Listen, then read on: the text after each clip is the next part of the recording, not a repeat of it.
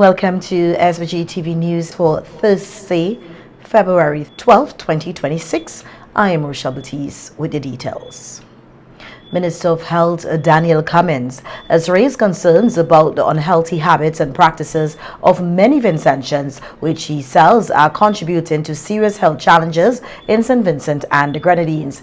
Making his contribution to the 2026 budget debate, Minister Cummins stressed that the country needs a healthy population to effectively contribute to national development. He recommended that the consumption of soft drinks by children in schools be banned as part of efforts to promote healthier lifestyles. Madam Speaker, I want our population to change many things.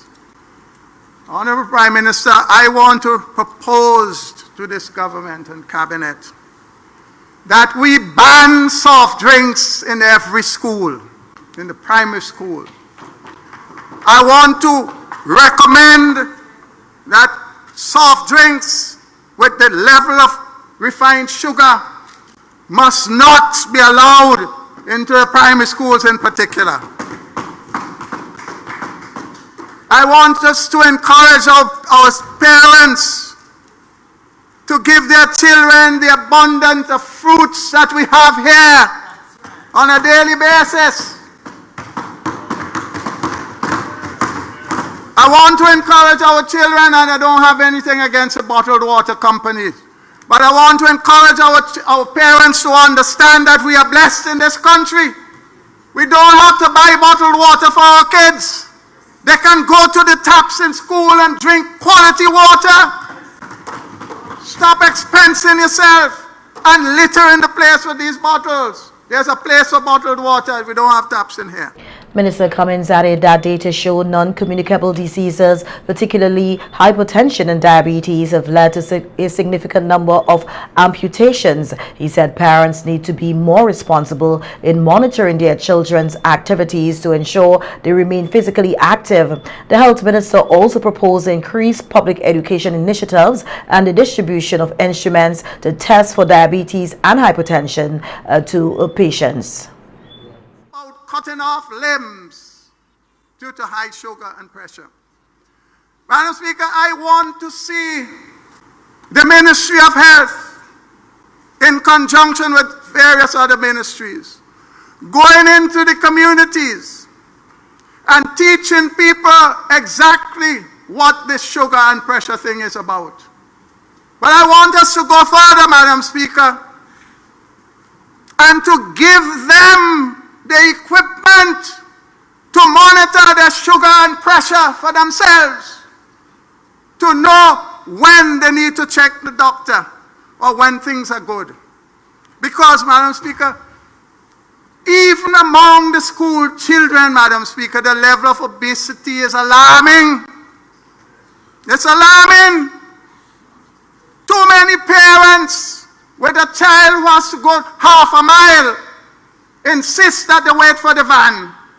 And when they come home, it's on the phone and the TV. No work at home. We need a revolution. That's the revolution we want in this country. Not the rubbish in education. We want a revolution of the mind. The minister further stated that healthcare personnel must be treated with respect and properly supported. He suggested that transportation be provided for workers who require it, especially those assigned to late shifts. Minister Cummins also addressed the issue of mental health and for it not to be stigmatized. Every nurse, every doctor have a level of training in mental health illness, so that at source, including the private practitioners, to be able to diagnose and treat and refer patients with mental health illness, so that it becomes ingrained as part of our healthcare delivery system, because that's what it is. The stigma of casting aside your loved ones and family members because they have mental health illness must be thrown out of the window. The overseas missions of St. Vincent and the Grenadines are being repositioned to better translate international engagement into tangible domestic benefits, including access to financing, technical cooperation, and strategic partnerships that support real development outcomes at home. This was noted in Parliament by Minister of Foreign Affairs, Foreign Trade, Foreign Investment and Diaspora Affairs, Fitzgerald Bramble, during his contribution to the 2026 budget debate. Minister Bramble noted that the country's new foreign policy is shaped by the government's election manifesto and the current global climate. Our government's manifesto recognizes a defining reality of our time, and that is that for small states, foreign policy is no longer an adjunct to development. It's not a little piece of something that you put in the corner and hope that something is going to happen. Friendships must count for something. Relationships must redound to the improvement of the lives of our people. Otherwise, we're wasting time. Thus, Madam Speaker, the foreign policy of St. Vincent and the Grenadines must be viewed through the lens of being principally and instrumentally linked to our national development. This new foreign policy is a vision fully aligned with the priorities articulated in the budget address yesterday by the Honorable Minister of Finance and Honorable Prime Minister to foster economic renewal, good governance, climate resilience, national development, and every good thing for every Vincentian, home and abroad. Minister Bramble stated that in a world characterized by tightening capital flows, intensifying competition, climate disruption, and geopolitical realignment, the success of small states like St. Vincent and the Grenadines will depend on how effectively international engagements are converted into domestic advantage. This budget affirms that St. Vincent and the Grenadines will engage the world strategically, selectively, and always in the national interest, employing strategic diplomacy, translating global engagement into tangible benefits for our people.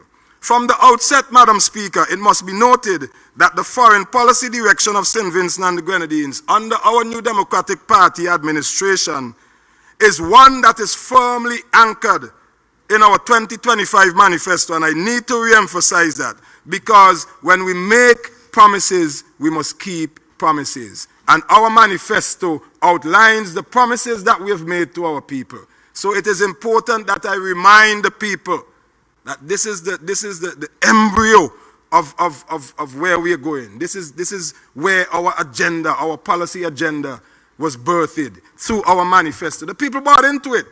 That is why they voted us into office 14-1. Pointing out that the country's foreign policy is strategically aligned with the 4 pillars of economic transformation. Minister Bramble reiterated that St. Vincent and the Grenadines' foreign policy must work for the people by creating jobs, building resilience, expanding opportunities, and restoring confidence in how the nation engages with the world.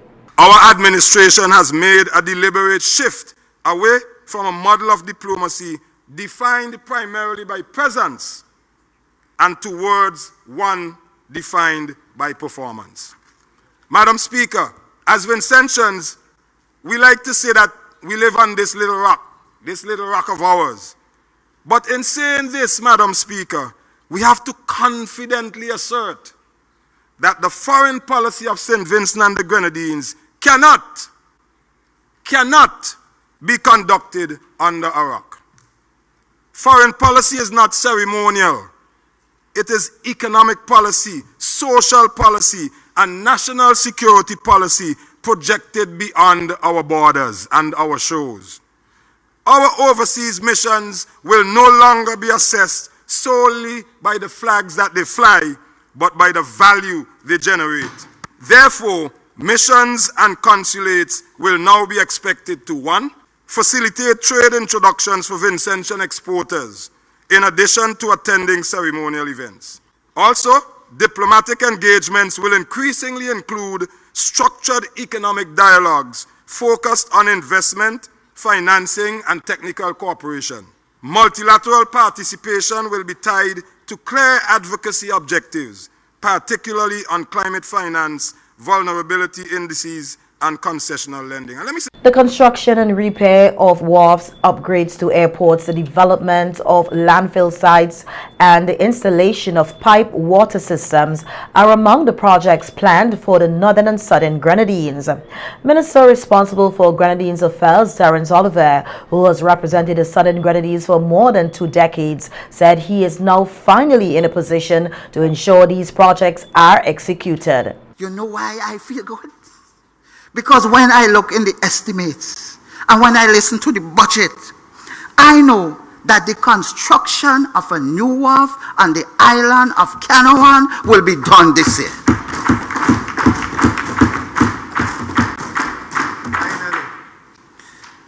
It took a new government to give that to you. It took a new government to care for our people. And I want to say to you, the people of the Grenadines, the whole Grenadines from Becco go right down. Dr. Madam Speaker, the Honorable Prime Minister did the right thing by putting me in charge of Grenadines Affairs. A Grenadines man who knows what you feel, how you feel from day to day. That man who knows your agony and your pain and your suffering will make sure that some of it is no more. We can't do everything one time, but we will do the main thing to make sure that your living standards improve. In addition to the wharf in Canawan, the wharfs in Myro and Union Island will also undergo extensive repairs. Minister Oliver further announced that plans to begin the installation of piped water systems on the Grenadine Islands are included in the national budget. The people of the southern Grenadines, will soon have pipe-borne waters in their homes.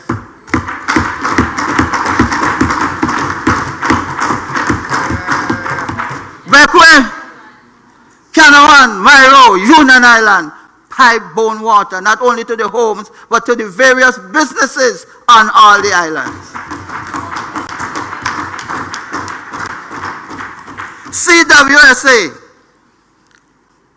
has included the project as a component of the Beryl Emergency Resilience Recovery Project, which has been funded by the World Bank. Okay?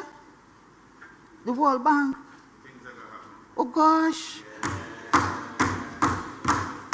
Watch a whopper. Watch a government delivering to the needs of the people. Meanwhile, landfill sites for the Grenadine Islands, including Myro, are in the pipeline. It was also noted that the National Hyperbaric Chamber will soon become operational to serve divers.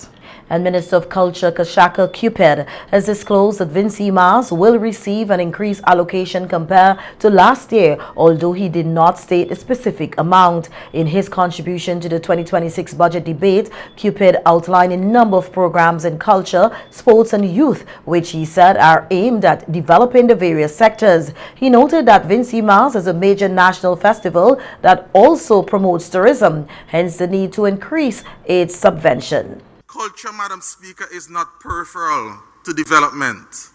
It is central to it. That is why I am pleased to indicate that there will be an increase in the government subvention for Vincy Mas this year compared to last year.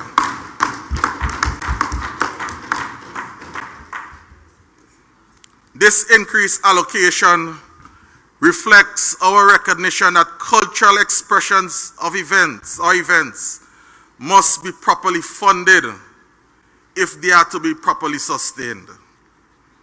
Investment in Vincy Mas is an investment in our people. Moreover, Madam Speaker, as I intimated earlier, culture is a critical component of our tourism product. Visitors do not travel here solely for sun and sea. They come for the authentic experiences.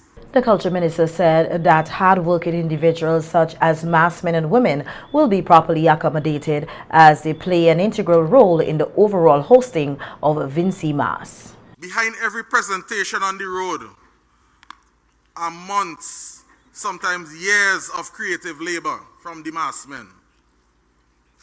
Designers, wire benders, costume makers, seamstresses, and even volunteers, all working tirelessly to bring their artistic visions to life. These bands are our cultural institutions in their own right, and it is therefore our government's firm intention to work collaboratively with the Mass Bands Association in order to ensure that adequate and appropriate space is made available to properly house their operations. Purpose-built or designed facilities will provide a safe storage for the mass tents, structured workspaces, and an environment conducive to creativity and productivity. Now we hear that bullying in schools is being addressed through an innovative bullying forum held today at the UWI Global Campus site. The initiative forms part of the Full Potential project, which aims to educate both teachers and students about bullying and how to effectively respond to it. Country coordinator for the project in St. Vincent and the Grenadines, Yvette Antoine, emphasized that practical solutions must be implemented to create safer and more inclusive school environments. Today is intentionally designed as an innovation sprint. This means that you are not here just to receive information. You are here to contribute. Your experiences, insights, and ideas matter. Whether you're a student, working directly with students, supporting schools, or shaping systems, your voice is essential to creating safer and more inclusive learning environment. Throughout the day, we will ground ourselves in the current realities of bullying in schools. We would engage in collaborative innovation sprint sessions to explore challenges and generate solutions.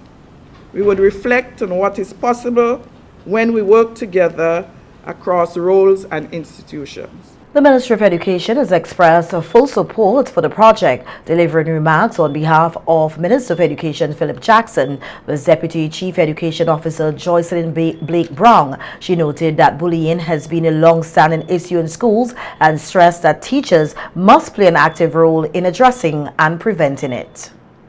When we allow teasing to go unchecked, we teach our youngsters that power comes from putting others down. In our secondary schools, the stakes are higher.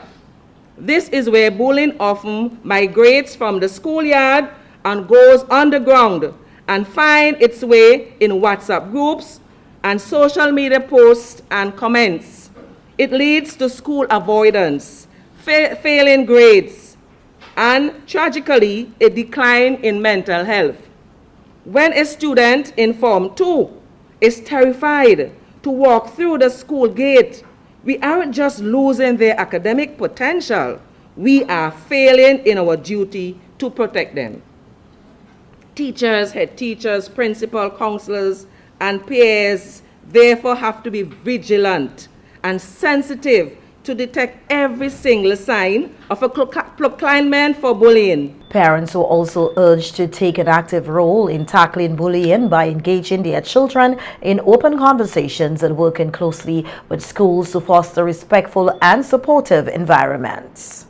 Complete the cross-border partnerships, parents have to speak to their children about these things. They have to model empathy. Teaching their children that control and manipulation is not real power, but true power comes from lifting others up and supporting them through daily living of the golden rule. So I encourage you to share, grapple together, innovate together, plan together, execute together, then learn from one another what is working and what is not. Let us commit to constructing a community that allows our students to reach their full potential in a safe and empowering environment. The Ministry of Health, Wellness, Environment and Energy said it has received a generous donation from the Must Seek Charitable Trust, the MCT, the Must Seek Charitable Foundation, the MCF, and the UK Friends of the Must Seek Charitable Trust, the UKFMCT, on Tuesday, February 10, 2026. Representing the Must Seek Charitable Foundation Project Director Natalia Gill handed over dental equipment to support the restoration of dental services at the Ashton Community Clinic in Union Island following the extensive damage caused by Hurricane Beryl in 2024. Also present were Administrative Director Avanel De Silva and Administrative Assistant Joycelyn George, representing the sister charity, the UKFMCT, who donated essential medical equipment to outfit both the Selina Clouden Hospital and the Myro Community Clinic. The ministry says the equipment will significantly strengthen the clinic's ability to deliver oral health and general medical services to residents across Union Island and the surrounding islands, communities that have faced disruptions in access to care since the disaster. The ministry says the donations mark the final phase of a broader partnership project with the ministry launched in 2025 and valued at over 300,000 EC dollars. In December 2025, the MCT and the UKF MCT also funded critical renovations to the Ashton Community Clinic and the doctor's quarters at the Selina Clouden Hospital. The ministry extends thanks for the continued partnership and support, noting that these contributions and infrastructure upgrades will greatly improve the quality, accessibility, and resilience of healthcare services in the Southern Grenadines.